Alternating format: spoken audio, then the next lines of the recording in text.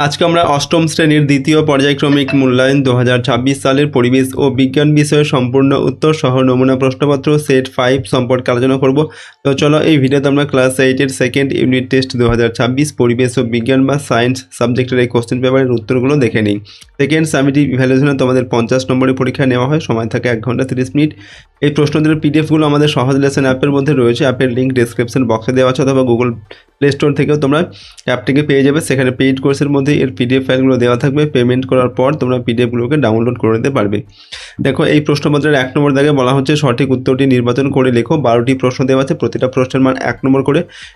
1 নম্বর দাগে প্রদত্ত কোন পদার্থটির গলনাঙ্ক ও হিমাঙ্কের মান সমান? কাঁচ, মাখন, মোম না পারদ? সঠিক উত্তর হবে মোম। তাপ সঞ্চালনে কোন পদ্ধতির জন্য জড় মাধ্যমের প্রয়োজন হয় না? পরিবহন, পরিচালন, বিকিরণ না সবগুলি? সঠিক উত্তর হবে বিকিরণ।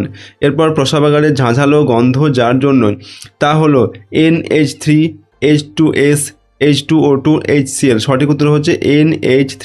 ওকে, এটা হচ্ছে অ্যামোনিয়া গ্যাস। তারপরের প্রশ্ন হচ্ছে একটি তড়িৎ বিশ্লেষ্য পদার্থ হলো চিনি, অ্যালকোহল, গ্লুকোজ না নুন? তো এগুলোর মধ্যে তড়িৎ বিশ্লেষ্য পদার্থ হচ্ছে নুন। জাপানের মিনামাটা রোগ কোন ধরনের মহামারী? সাধারণ উৎস, সংক্রামক, অসংক্রামক? কোনোটি নয়, এটা হচ্ছে সাধারণ উৎস।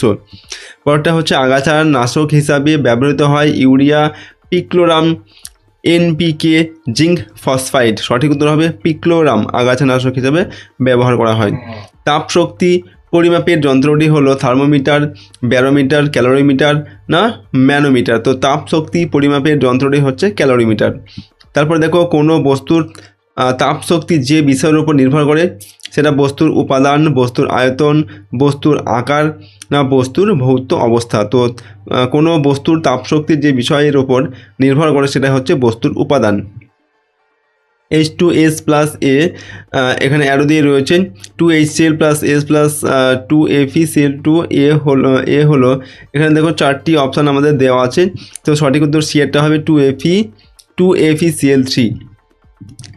নেক্সট হচ্ছে 10 নম্বর দাগে নিচের গলিত দ্রবণের তড়িৎ বিশ্লেষণে ক্যাথোডে যে গ্যাস উৎপন্ন হয় তা হলো CO2, CO কোনো গ্যাস উৎপন্ন হয় না, না H2? এখানে হবে কোনো গ্যাস উৎপন্ন হবে না। ইঁদুর থেকে যে রোগ মানবদেহে সংক্রামিত হয় সেটা হচ্ছে কালাজ্বর, প্লেগ, যক্ষা না ক্যান্সার? তো ইঁদুর থেকে প্লেগ রোগ মানবদেহে সংক্রামিত হয়। তন্তুজাতীয় ফসল হলো চাল, রবার, তুলো না আখ? তো তন্তুজাতীয় ফসল হচ্ছে তুলো। পরের প্রশ্ন 2 নম্বর দাগে 2-1 কথা উত্তর লিখতে হবে। 1 × 10 = 10। নাম্বার 1-এ ধোঁয়াশা কিভাবে সৃষ্টি হয়? শীতকালে কুয়াশা সৃষ্টির মতো একই প্রক্রিয়া জলীয় বাষ্প ঘনীভূত হয়ে বাতাসে ভাসমান ধূলিকণা, কয়লার গুঁড়ো ইত্যাদির সঙ্গে মিশে ভাসতে থাকে, এইভাবে সৃষ্টি হয় ধোঁয়াশা।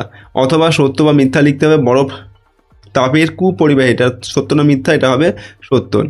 2SO2 প্লাস O2 অ্যারো দিয়ে 2SO3, এখানে কোন পদার্থের জারণ হয়েছে?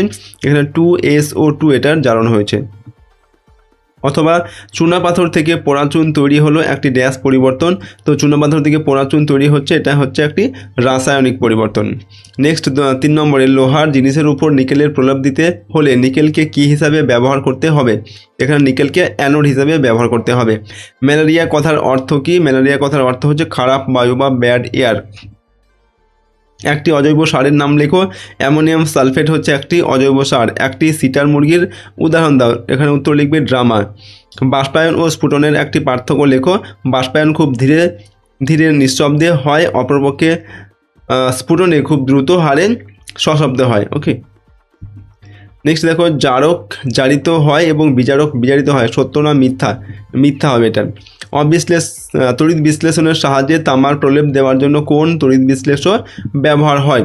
এখানে কপার সালফেটের জলীয় দ্রবণ ব্যবহার হয়, CuSO4। শীতকালে শুকনো চুল চিরুনি দিয়ে আঁচড়ানোর পর সেই চিরুনি ছোট ছোট কাগজের টুকরোকে আকর্ষণ করে কেন?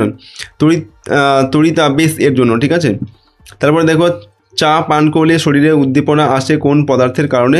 চায়ে উপস্থিত ক্যাফিন শরীরে উদ্দীপনা আনে। 3 নম্বর হচ্ছে নিচের প্রশ্নগুলির উত্তর দাও। যে কোনো 4টি। 2 × 4 = 8। বস্তুর উষ্ণতা বাড়াতে প্রয়োজনীয় তাপ কোন 3টি বিষয়ের উপর নির্ভর করে? তো 1 নম্বর হচ্ছে বস্তুর ভর, 2 নম্বর বস্তুর উপাদানের আপেক্ষিক তাপ এবং 3 নম্বর হচ্ছে উষ্ণতা বৃদ্ধির পরিমাণ। এরপরে হিম মিশ্র কীভাবে তৈরি করা হয় এর একটি ব্যবহার লেখো। 3 ভাগ ওজনের বরফ এবং 1 ভাগ ওজনের সাধারণ নুন মিশিয়ে হিম মিশ্র তৈরি করা হয়। এটা ব্যবহার কিনা মাছ মাংস সংরক্ষণ এবং আইসক্রিম তৈরিতে এটি ব্যবহার করা হয়। তাপ বিকিরণ কাকে বলে? থার্মোল ফ্লাস্কে কীভাবে বিকিরণ রোধ করা হয়? তো জড় পদার্থের জড় মাধ্যমের সাহায্য ছাড়াই বা মাধ্যম থাকলে তাকে উত্তপ্ত না করে তাপের দ্রুত এক স্থান থেকে অন্য স্থানে সঞ্চালিত হওয়ার পদ্ধতিকে বিকিরণ বলে। থার্মোল ফ্লাস্কের 2 স্তরের কাঁচের গায়ের চকচকে রূপোর প্রলেপ বিকিরণ পদ্ধতিতে তাপের আদান প্রদান রোধ করে। এরপর আদর্শ ফুলের বিভিন্ন অংশ একটি চিত্রের সাহায্যে দেখাও। এটা হচ্ছে একটি আদর্শ ফুলের, আমরা জবা ফুলের চিত্র এভাবে এঁকেছি, তোমরা এরকম করে আঁকবে এবং এর বিভিন্ন যে অংশ সেগুলোকে চিহ্নিত করতে হবে। এটা বলা হয় পাপড়ি বা দল, এটা হচ্ছে পরাগধানী, এটা হচ্ছে পুংদণ্ড, এটা হচ্ছে পুষ্পাক্ষ, এটা গর্ভাশয়, এটাকে বলা হয় বৃত্তি, এটা হচ্ছে গর্ভদণ্ড এবং এটা হচ্ছে গর্ভমুণ্ড। ঠিক আছে, পরের প্রশ্ন হচ্ছে 4 নম্বর থেকে নিচের প্রশ্নগুলির উত্তর লিখতে হবে। 3 8 24 নম্বর, অর্থাৎ প্রশ্নের মানে এখানে 3 নম্বর করে 8টা প্রশ্নের উত্তর লিখতে হবে। নাম্বার 1 মরচে ধরার সময় 2টি বিজারণ বিক্রিয়া ঘটে, এই বিক্রিয়াগুলি কি কি? গ্যালভানাইজেশন কাকে বলে? তো মরচে ধরার সময় অক্সিজেন ও হাইড্রোজেন আয়নের বিজারণ ঘটে। ওকে, এখানে দেখো আমরা এখানে একটা সমীকরণ দিয়েছি, O2 + 4H + 4E মাইনাস, ঠিক আছে, 2H2O। এরপর 2 নম্বর হচ্ছে O2 + 2H2O, 2H2O + 4E minus, ঠিক আছে, অ্যারো 4OH মাইনাস। এরপর গ্যালভানাইজেশন কি না? লোহার জিনিসের উপর জিঙ্কের প্রলেপ দেওয়ার পদ্ধতিকে গ্যালভানাইজেশন বলে। তারপর অথবা দিয়ে বলা হচ্ছে একটি পরিবর্তন যে রাসায়নিক পরিবর্তন তা বুঝবে কি করে? রাসায়নিক পরিবর্তনের বৈশিষ্ট্য হলো কি? 1 নম্বর সম্পূর্ণ নতুন ধর্ম বিশিষ্ট পদার্থের সৃষ্টি হয়।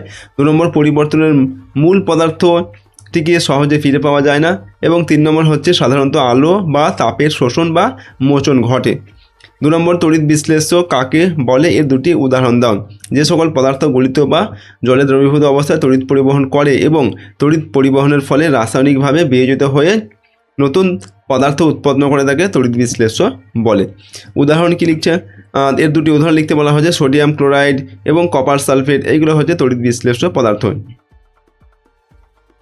অথবা দিয়ে বলা হচ্ছে বজ্রপাতের কারণ আলোচনা করো। মেঘের মধ্যে জলকণা ও বরফ কণার সংঘর্ষের ফলে স্থির তড়িৎ উৎপন্ন হয়। মেঘের ওপরের দিকে ধনাত্মক এবং নিচের দিকে ঋণাত্মক আধান জমা হয়। যখন আধানের পরিমাণ খুব বেড়ে যায় তখন 2টি বিপরীত আধানযুক্ত মেঘের মধ্যে বা মেঘ ও ভূপৃষ্ঠের মধ্যে তীব্র তড়িৎ ও মোক্ষণ ঘটে, এর ফলে বজ্রপাত হয়। যক্ষা রোগ কীভাবে সংক্রামিত হয়? এই রোগের লক্ষণ কি? যক্ষা মানব শরীরে কোথায় হয়? তো সংক্রামকটা লিখছি আমরা প্রথমে, রোগীর কফ ও থুতুর মাধ্যমে এবং বাতাসের সাহায্যে এই রোগ ছড়ায়। এর লক্ষণ কিনা? দীর্ঘস্থায়ী কাশি, কফের সাথে রক্ত পড়া এবং বিকেলের দিকে জ্বর আসা। স্থান অর্থাৎ কোথায় হয়? ফুসফুস, ঠিক আছে, প্রধানত। তাছাড়া হচ্ছে হাড়, অন্ত্র এবং মস্তিষ্কে যক্ষা হতে পারে। 4 নম্বর মিশ্র মাছ চাষ কি? পলিকালচার কি? তো একই পুকুরে বিভিন্ন প্রজাতির মাছের, যেমন হচ্ছে রুই, কাতলা, মৃগেল একসঙ্গে চাষ করাকে মিশ্র মাছ চাষ বলে। আর 3 ধরনের দেশি কার্প হচ্ছে কাতলা, রুই, মৃগেল, এর সঙ্গে 3 ধরনের বহিরাগত কার্প, যেমন সিলভার কার্প, গ্রাস কার্প, সাইপ্রিনাস কার্প একই পুকুরে চাষ করাকে নিবিড় মিশ্র চাষ বা পলিকালচার বলে। অথবা চায়ের 3টি উপকারিতা লেখো। 1 নম্বর, চায়ে উপস্থিত ক্যাফিন শরীরে উদ্দীপনা যোগায় এবং ক্লান্তি দূর করে। 2 নম্বর, চায়ের পলিফেনল দাঁতের ক্ষয়রোধে সাহায্য করে। 3 নম্বর, এতে থাকা ফ্ল্যাভোনয়েড হার্টের রোগ প্রতিরোধে সাহায্য করে বা সহায়ক এটা। নেক্সট হচ্ছে 5 নম্বরে উদাহরণ সহ ব্যাখ্যা করো যে জারণ ও বিজারণ যুগপাত ক্রিয়া অর্থাৎ একই সঙ্গে ঘটে। তো CuO + H2, এটা H2 হবে, 2টা নিচে লিখবে, আর দিয়ে Cu + H2O এই বিক্রিয়া কিউপ্রিক অক্সাইড অর্থাৎ CuO এটা অক্সিজেন বর্জন করে Cu-তে পরিণত হয়েছে। তাই এটি বিজারণ। অন্যদিকে হাইড্রোজেন অর্থাৎ H2 ওই অক্সিজেন গ্রহণ করেছে, তো H2O-তে পরিণত হয়েছে, তাই এটি জারণ। যেহেতু একই বিক্রিয়া জারণ ও বিজারণ একই সাথে ঘটছে তাই এরা যুগপৎ ক্রিয়া বা, ঠিক আছে, একই সঙ্গে এখানে জারণ বিজারণ ঘটছে। ছ নম্বর হচ্ছে তড়িৎ লেপন কাকে বলে, এর দুটি উদ্দেশ্য লেখন। তো তড়িৎ বিশ্লেষণ পদ্ধতিতে একটি বেশি সক্রিয় ধাতুর উপর কম সক্রিয় ধাতুর প্রলেপ দেওয়ার প্রক্রিয়াকে তড়িৎ লেপন বলে। উদ্দেশ্য কি না, 1 নম্বর হচ্ছে ধাতব বস্তুকে আবহাওয়ার হাত থেকে রক্ষা করা, যেমন হচ্ছে লোহায় মরচে পড়া থেকে রোধ করার জন্য এই প্রলেপ দেওয়া হয়। 2 নম্বর হচ্ছে বস্তুর সৌন্দর্য ও স্থায়িত্ব বৃদ্ধি করার জন্য এই প্রলেপ তড়িৎ লেপন করা হয়। পরেরটা হচ্ছে ফ্ল্যাভি ভাইরাস কোন রোগের জীবাণু, ম্যালেরিয়া কোন দুটি জীবাণুর সংক্রমণে ঘটে। তো ফ্ল্যাভি ভাইরাস ডেঙ্গি রোগের জীবাণু, ম্যালেরিয়া মূলত প্লাজমোডিয়াম ভাইভাক্স এবং প্লাজমোডিয়াম ফ্যালসিপারুন ফ্যালসিপারাম নামক আদ্য প্রাণীর সংক্রমণে ঘটে। 8 নম্বর হচ্ছে অতিরিক্ত NaNO3 সার ব্যবহার করলে, অর্থাৎ নাইট্রিক যে সার, ঠিক আছে, সেই সার ব্যবহার করা কি উচিত, কেন? এরপর হচ্ছে ড্যালাপন কি। দেখো, অতিরিক্ত সোডিয়াম নাইট্রেট ব্যবহার করা উচিত নয়, কারণ এটি মাটির অম্ল ক্ষার ভারসাম্য নষ্ট করে এবং বৃষ্টির জলে ধুয়ে জলাশয়ে মিশিয়ে জল দূষণ ঘটায়। ওকে, যেমন হচ্ছে ইউট্রোফিকেশন। আর ড্যালাফন হলো একটি রাসায়নিক আগাছা নাশক যা জমিতে অপ্রয়োজনীয় ঘাস বা আগাছা দমন করতে ব্যবহৃত হয়। ওকে, দেখো এই ভিডিওতে আমরা ক্লাস 8-এর সেকেন্ড ইউনিট টেস্টের পরিবেশ ও বিজ্ঞান বা সায়েন্স সাবজেক্টের একটি কোশ্চেন পেপার এবং তার সম্পূর্ণ উত্তর নিয়ে আলোচনা করলাম। প্রশ্নোত্তরগুলো অবশ্যই তোমরা ভালোভাবে প্র্যাকটিস করো। এর আগে আরও কয়েকটি সেট আমরা দিয়েছি, প্রতিটা সেট তোমরা কিন্তু প্র্যাকটিস করবে। সেই সঙ্গে তোমাদের পাঠ্য বইয়ের যে অধ্যায়গুলো রয়েছে সিলেবাসের মধ্যে, সেই প্রতিটা অধ্যায় কিন্তু তোমাদের খুব ভালোভাবে রিডিং পড়তে হবে। ওকে, এবং এই প্রশ্নদের PDF ফাইলগুলো পেতে চাইলে আমাদের অ্যাপটিকে ডাউনলোড করবে। সহজ লেসন অ্যাপের লিঙ্ক রয়েছে ডেসক্রিপশন বক্সে অথবা গুগল প্লে স্টোর থেকে তোমরা অ্যাপটিকে পেয়ে যাবে। সেখানে পেইড কোর্সের মধ্যে এর PDFগুলো দেওয়া থাকবে। পেমেন্ট করার পর তোমরা PDFগুলোকে ডাউনলোড করে নিতে পারবে। তো আজকের ভিডিওটিকে আমরা এখানেই শেষ করছি। সম্পূর্ণ ভিডিওটি দেখার জন্য অসংখ্য ধন্যবাদ।